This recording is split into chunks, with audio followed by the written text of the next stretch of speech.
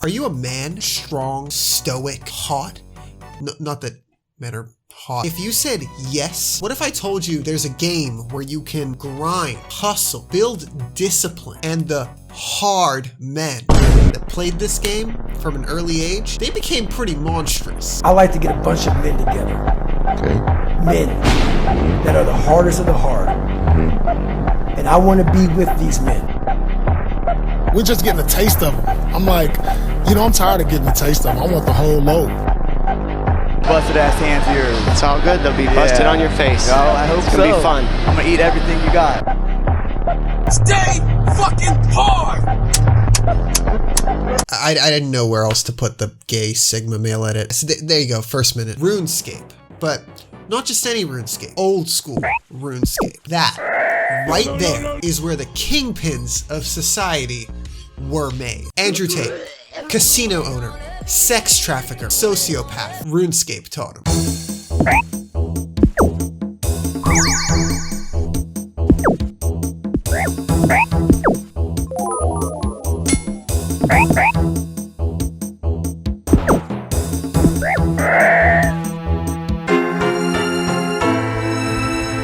David Goggins running 500 miles on broken feet. Oh, he just worked really hard.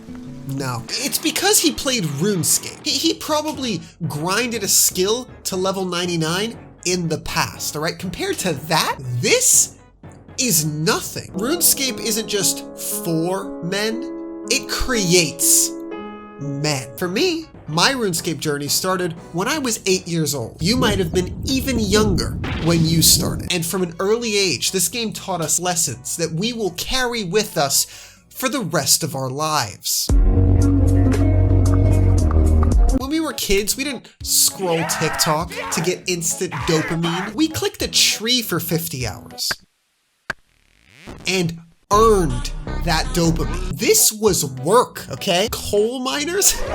Try mining coal rocks in the barbarian village for 12 hours a day. That is real effort. You had to source your own pickaxe, bank your coal when your inventory was full. And guess what? In RuneScape, each ore rock only contains one ore. So when that rock has dried up, you have to click on another one. What more do you want from me? An IRL coal miner, he's finding a rock and lazily swinging at that same rock all day. That's not effort. That is being AFK. You know how slowly this mining level climbs? You think it's as easy as clicking on a rock and doing something else on your computer? No, when you're mining, you're paying attention. And if you're not, you're wasting XP. People say time is money. Slap those, oh my. Time is XP. This game isn't made to be fun. RuneScape isn't like all those other baby games. For example, you're playing BioShock. Takes you, what, 10, 12 hours? And, oh look, you're done. Game's finished. Easy ass dopamine. Congratulations, bitch. Nothing changed. You just enjoyed media. RuneScape is suffering, pain, boredom. You don't enjoy RuneScape. You earn. You earn RuneScape. All right? It's just something you have to play to understand. RuneScape is a dog shit game for losers. Losers. Okay? I've never played RuneScape. In RuneScape, you'll have a goal in mind. Let's say you want your herb lore to be level 70. Herb lore is basically a skill where you make potions. Level 1 herb lore starts at 0 XP. And to get to level 70, you need 737,627 XP. There's not that many ways to train this skill. In fact, the only method worth doing is making potions. So you go ahead and buy the supplies needed to make the potions and then lock in, because this is what you'll be doing for the next few hours. Yeah, look at the three of us all playing RuneScape. having a great time. This guy's blowing cock. You see that little number? That's how much is being added to the XP pool on your journey to hitting this number. Get ingredients, make potions, number goes up. Content. Sure, hitting level 70 might only take a couple hours, but 2 unbroken hours doing this is very different to 2 hours doing anything else. Literally anything mentally stimulating. It is legitimately torture, but it builds character. Now you might be thinking, sounds rough, but only 2 hours for level 70? The max level is 99. I'm already over halfway there. Wrong. You don't even know. The XP needed to get to the next level grows exponentially. So from level 1 to 2, it's 83 experience. From level 2 to 3, it's 91 experience. From level 70 to 71, it's 76,000 experience. By the time you're in the level 90s for any given skill, the next levels take hundreds of thousands of XP. This is what the chart looks like for XP needed to hit level 99. In any one skill, that 2 hours it took you to hit level 70 Herblore is about this far in. For how much experience is needed to actually max out a skill, you're not even halfway there until you hit level 92 out of 99. There are 23 skills in this game. There are thousands of people that have hit level 99 in every skill. That takes 13 million experience. But you can keep going. The experience stops collecting once you hit 200 million XP. There are 52 people globally that have achieved 200 million experience in every single skill, which comes out to 4.6 billion experience gathered on their accounts. Some skills are faster than others, but generally across the board, 200,000 to maybe 300,000 experience per hour is considered a very good XP rate, and a skill like rune crafting with the very fastest method in the game getting you 100,000 XP an hour. I mean, try getting 13 million experience that way, let alone 200 million. I mean, the game designers themselves were not expecting people to do this. So the next thing we looked at was XP, and this is your average XP. So if you've got better levels than this, you're better than average.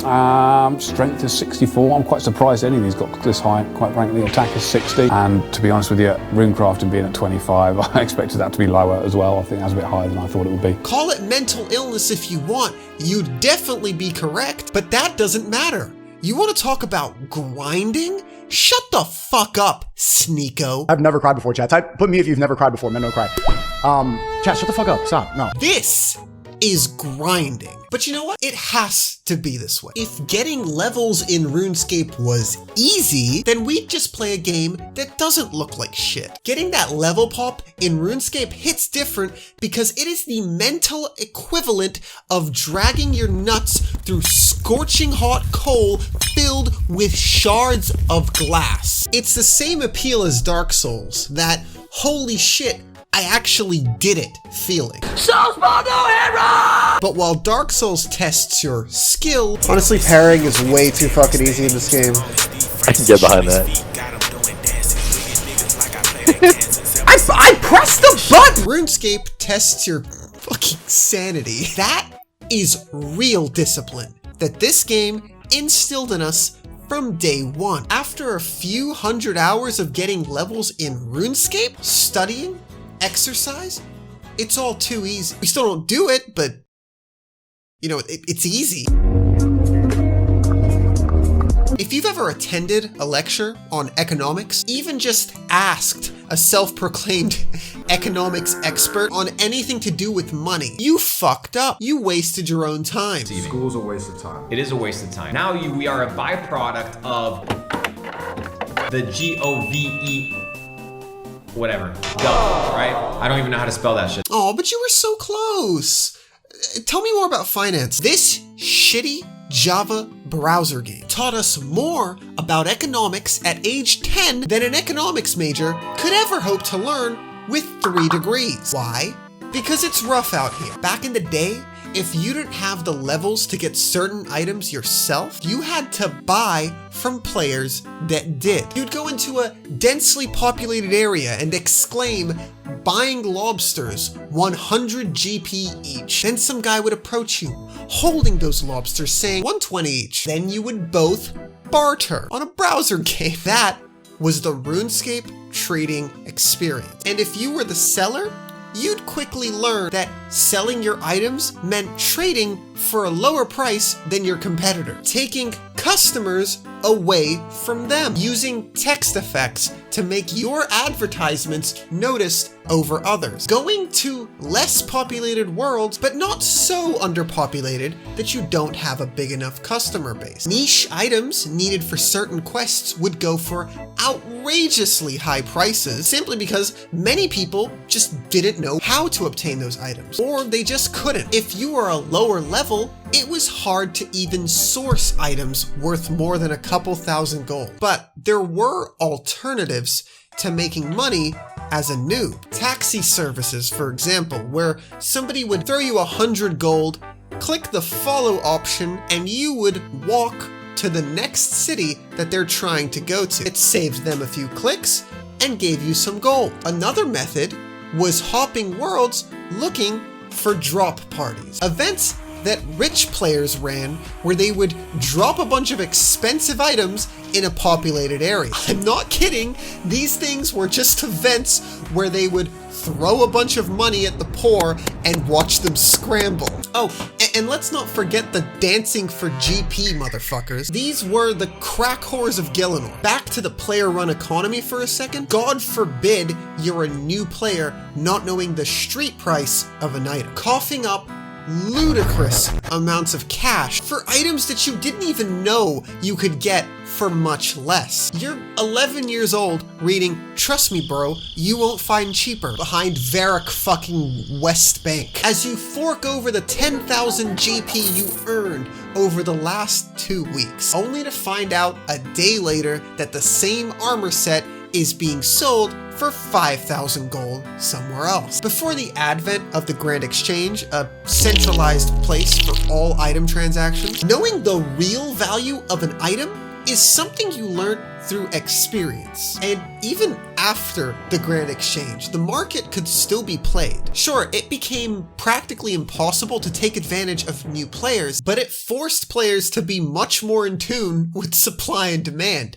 I'm not kidding. Just like those losers on Wall Street flipping stocks, the losers on RuneScape were flipping boss weapons, patiently waiting to get items at a lower cost and upselling to impatient players that just wanted to pay more to get their items immediately. And that's just the basic stuff. These players would go deep into new bosses or quests being added to the game and how that would affect the price of certain items, buying up massive reserves of items that are cheap, knowing that a bot nuke was incoming. After a few years on RuneScape, you were basically an expert on supply and demand. Fuck the stock market. GE Tracker is where the real money moves are made. And before you say, wow, all that for some virtual gold in an MMO? No man, I'm talking about legitimate business. RuneScape GP is essentially a cryptocurrency being exchanged for real money constantly and having decent worth. Actually, the entire Venezuelan economy hinges on killing green dragons. I am not joking. RuneScape Gold goes for about 50 US cents per million. Correction, that's how much it went for in 2022. Since then, the price of gold has plummeted heavily. You'll see in a second why that's still a lot. For now, do me a favor and pretend that it's still 2022. Thanks. On RuneScape, there's a money-making method that's pretty accessible to low-level players: killing green dragons. Venezuelans in particular are known for using this method, and it'll net around 1 million GP per hour. If we assume a 40-hour work week, that's about $20 US per week, meaning about $80 a month. The average monthly wage in Venezuela is $30 US. So even if we adjust for my massively overinflated number, it still comes out to an above average wage in Venezuela. Definitely not making close to what they were making a couple years ago though. Yeah, in some countries, Runescape is paying people's rent. Don't ever tell me that RuneScape's economy is not real. By the way, I'm making jokes, but this is a serious situation and a video game is saving lives here. RuneScape is providing a decent and stable income for people that otherwise wouldn't have it, and somehow a portion of the game's community still finds a way to take issue with it, hunting Venezuelans to PK or leaving comments like this. What are you, a fucking supervillain? From what I can tell though, the majority of the RuneScape community feels for the Venezuelans. They're not disgusting freaks like Icy Syllabub 7444, which, if you're watching this video, Icy, I've got a drink I want you to try. On the topic of money, let's talk illegal money. I want to tell you about, and no, this is not a joke, the criminal underbelly of RuneScape. Now, there's a pretty big meme in the RuneScape community about trimming armor. There is such a thing as trimmed armor. It's a pretty rare type of armor that you can only get as a member. It really fucking annoys me, and I hate it so much. I hate it. Now, as kids, we were free-to-play players. Keep in mind, this was like 06, 07. The internet was not very useful back then, but again, we were kids. Gullible as fuck. Essentially, trimmed armor was a rumor to us free-to-play players. So when some guy wearing expensive-looking gear comes up to us and says, trimming armor for free, of course it worked. Every time. You'd trade over your armor, gleaming with excitement, awaiting that trade back with your newly trimmed gear, only for Poop Demon 54 to type LOL before blocking you and logging off with not just your items, but your dignity. This was one of many scams. Doubling money was another one. Somebody would be advertising that they're doubling money. You would trade them 5,000 and then in a separate trade, they would give you back 10,000. Then they'd say, trust? Okay, now 20K, because they wanted you to believe in the legitimacy of their business, which on paper is the dumbest business model ever. I mean, it's quite literally give me X money, I'll give you 2X money. Fucking Warren Buffett over here. Whoa. However, because of how obvious this was, doubling ended up being a bit more like a gamble. Everybody knew it was a scam, but the play was how many trades could you get out of this doubler before logging off and taking the extra money? And the doubler is thinking the same thing. I say everybody, but the first time you run into this scam, it works. And some doublers just had silver tongues, man. There was a reason this scam was so popular. Speaking of gambling, did you know that RuneScape is essentially a medieval themed casino? Yeah, for example, there's these things called mithril seeds that create a random colored flower when planted. Essentially, you'd place a cash bet. Put your guess in for what color would come out, and oh look, it's the wrong color. Get fucked, loser. Some colors were rarer than others, and that of course meant bigger payouts if you guessed correctly. These weren't the only games, there were also dice sets, and the Duel Arena.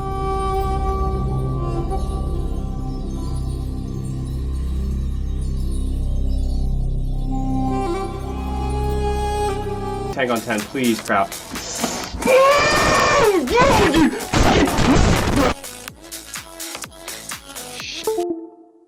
What just happened? Whoa. The Duel Arena is a big deal to gamblers. You were able to put up whatever stake you wanted going into a battle with another player. Whoever wins keeps their stake and takes the enemies. These tended to be either straight up fistfights or fights with minimal gear. No food, no potions, almost no anything that would involve player skill in any way. The point of this was not to outplay the other person and win a duel. It was a straight up 50-50. Coin flip gambles on insane amounts of gold. I am talking mind-boggling amounts of in-game currency. This is a streamer called Odablock.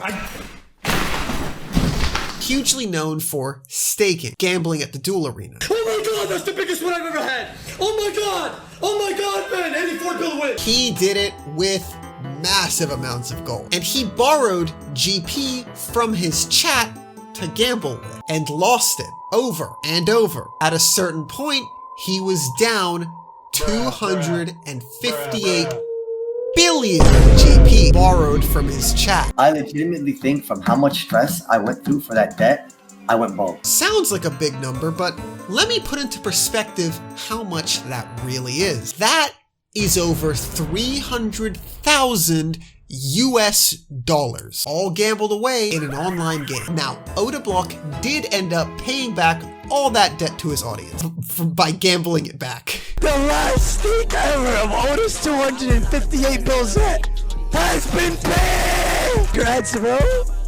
I don't owe nothing!